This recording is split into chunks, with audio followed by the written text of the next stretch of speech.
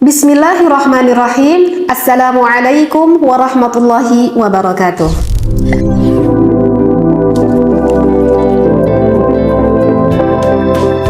Bismillah, alhamdulillah, wassalatu wassalamu ala rasulillah. Mari kita ngaji bareng lagi, masih di dalam pembahasan kitab Fathul Izar. Bismillahirrahmanirrahim.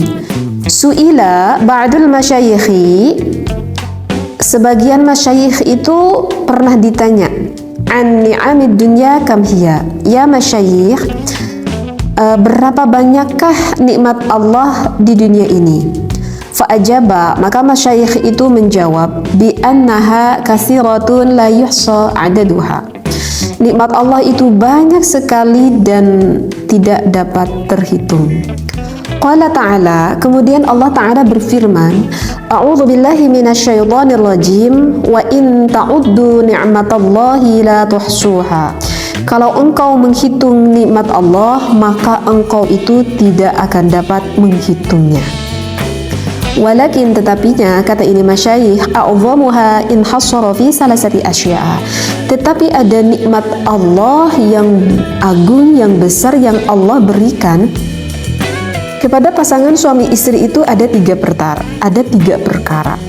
Apa saja ketiga perkara itu? Adalah takbilun nisa'i, ketika sang suami dapat menciumi istrinya. Walam suha, kemudian sang suami bisa memegang akan kulit istrinya. Wa idkhaludz dzakari fil farji, kemudian ketika sang suami dapat memasukkan zakar ke dalam farji sang istrinya.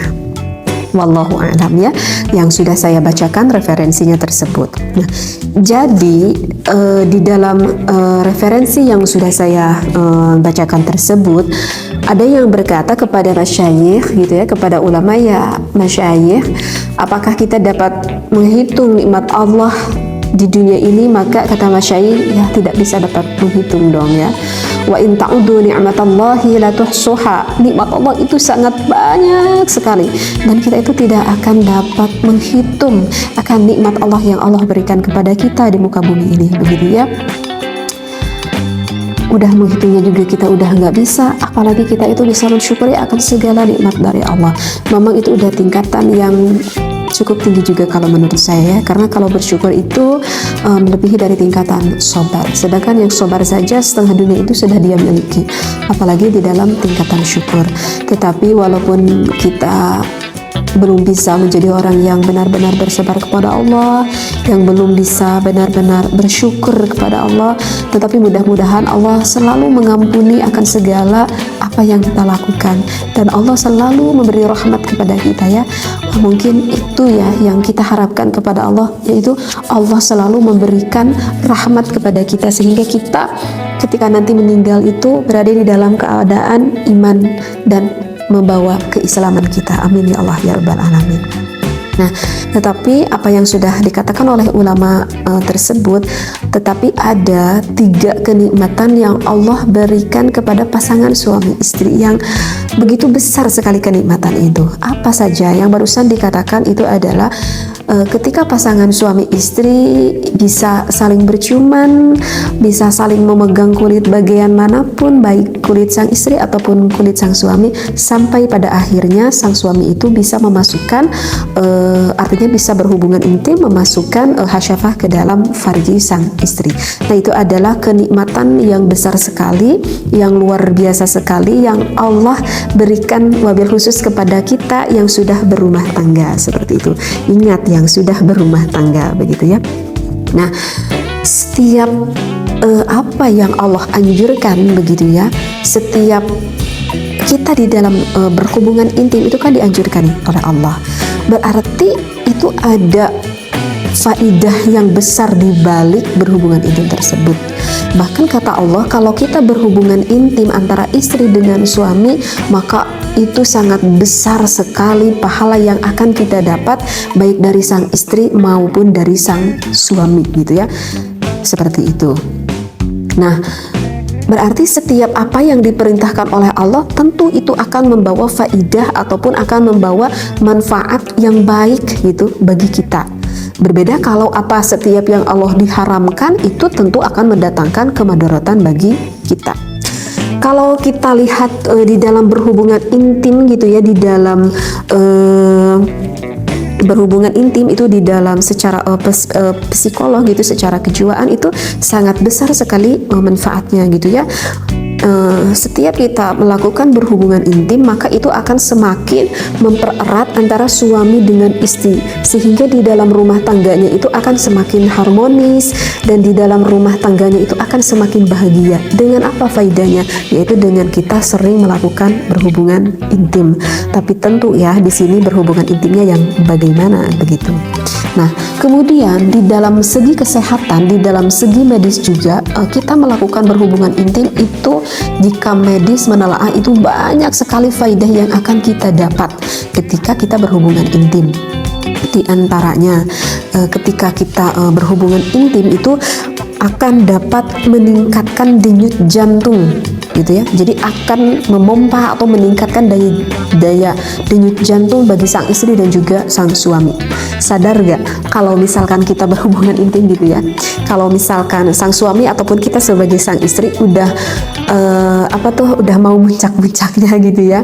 Misalkan kalau sang istri itu udah mulai mau klimaks gitu ya, kalau misalkan sang suami juga udah mau sampai mau keluar air mani, itu kan coba dirasakan gitu ya, itu kan si denyut jantung kita kan semakin berdebar, apa yang kita rasakan sampailah keluarnya itu semakin semakin denyut jantung kita kan semakin bekerja keras seperti itu. Nah, itu sangat bagus sekali bagi jantung kita begitu ya. Dan juga dengan kita berhubungan intim itu akan memancing otot-otot di dalam tubuh kita itu akan lebih aktif gitu kalau kita melakukan berhubungan intim. Karena kan di dalam berhubungan intim itu kan kita itu kan banyak bergerak begitu ya. Nah, dan itu akan mengencangkan otot-otot yang ada di dalam tubuh kita begitu. Jadi di dalam berhubungan intim begitu ya, wahai para istri gitu ya, jangan sampai berhubungan intim itu para istri itu seperti apa ya, kalau orang Sunda mah bilang kayak gebong cau gitu. Jangan sampai istri itu kayak apa itu gebong cau itu gitu, cau itu pisang, kayak gebong pisang gitu ya. Jangan sampai kalau istri berhubungan intim dengan suami itu jangan sampai seperti itu begitu ya. Jadi baiknya gitu ketika sang istri gitu berhubungan intim dengan suami itu, bagi suami akan lebih menyenangkan sekali kalau misalkan si istrinya itu lebih agresif begitu ya, karena nanti kan akan lebih banyak gerakan-gerakan yang dilakukan oleh sang istri begitu ya. Nah, seperti itu. Jadi itu faidah ataupun salah satu manfaatnya.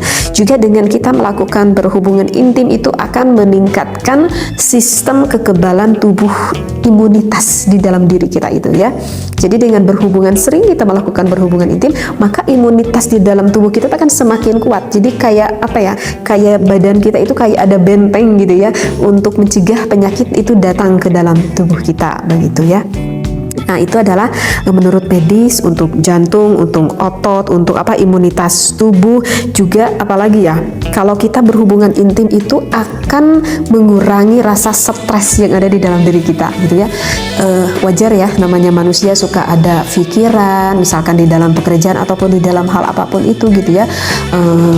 Misalkan sampai mengakibatkan karena terlalu panjang dipikir sampai-sampai agak-agak stres begitu ya.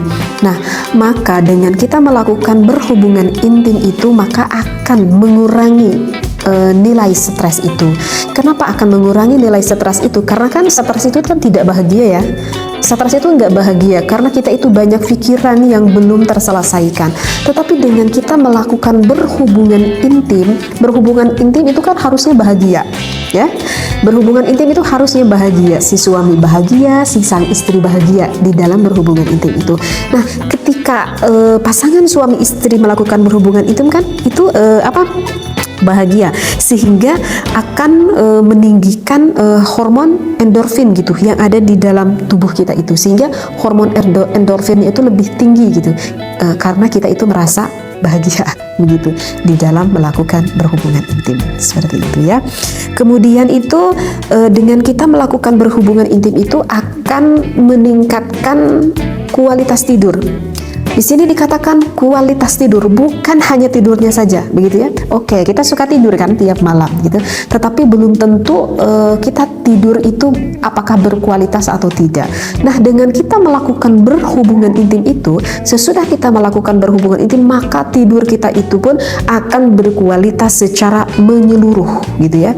Karena di otot-otot yang ada di dalam kita itu peragangannya itu udah rileks badan kitanya itu, sehingga tidur pun akan lelap dan akan mengoptimalkan ketika kita tidur fungsi-fungsi di dalam tubuh kita itu, sehingga dikatakan akan kualitas tidur kita itu akan meningkat secara menyeluruh ya. Jadi akan meningkatkan kualitas tidur kita itu secara menyeluruh. Jadi bagi yang punya penyakit insomnia nih, ini bisa menjadikan tips gitu ya. Dengan kita melakukan sering berhubungan intim, maka nanti insomnia kita itu akan sedikit mengurang dan mengurang seperti itu ya. Ini tips yang bagus. Bagi yang punya penyakit insomnia, cobalah bisa dilakukan tips ini ya. Dan dengan kita melakukan berhubungan intim itu akan mengurangi resiko prostat dan juga akan mengurangi resiko kontrol kandung kemih kita itu. Jadi akan lebih mengontrol akan kandung kemih kita itu. Jadi apa yang sudah saya sampaikan itu menurut medis itu banyak sekali faidahnya begitu ya. Banyak sekali faidahnya. Ya itu yang udah saya sampaikan seperti itu. Nah, tetapi yang mesti diperhatikan, misalkan nih contoh gitu ya, di dalam berhubungan itu nanti bisa mengurangi rasa stres gitu ya. Itu karena ketika kita berhubungan intim kan bahagia begitu kan, yang udah tadi saya katakan. Yang bahagia itu yang bagaimana? Yang bahagia itu adalah yang berhubungan intim, yang mana pasangan suami istrinya itu di dalam hatinya yang penuh rasa sayang, yang penuh rasa cinta, yang penuh rasa perhatian, yang saling memahami akan apa kebutuhan sang suami, dan suami juga memahami akan apa kebutuhan sang istri. Maka jika dua-duanya udah saling memahami akan hal itu, maka insya Allah di dalam berhubungan intimnya itu akan mengeluarkan rasa bahagia bagi sang istri dan juga suami, seperti itu ya, dan akan meningkatkan rasa cinta, rasa kasih sayang, rasa harmonis di dalam rumah tangga gitu ya. Nah, tetapi jika berhubungan intim, maaf gitu ya, yang merasa puas dan yang merasa enak hanya suami saja begitu ya, tetapi sang istrinya itu tidak merasakan kepuasan begitu ya, karena tidak bisa orgasme gitu ya. Kenapa saya katakan ini? Karena saya pernah baca gitu di dalam penelitian bahwa dari 100% itu kebanyakan wanita, hampir 60% itu tidak dapat mengalami orgasme. Aduh, kalau menurut saya itu para wanita sangat kasihan sekali gitu ya, di dalam berhubungan di dalam berhubungan intim itu nggak bisa sampai orgasme, itu kasihan sekali.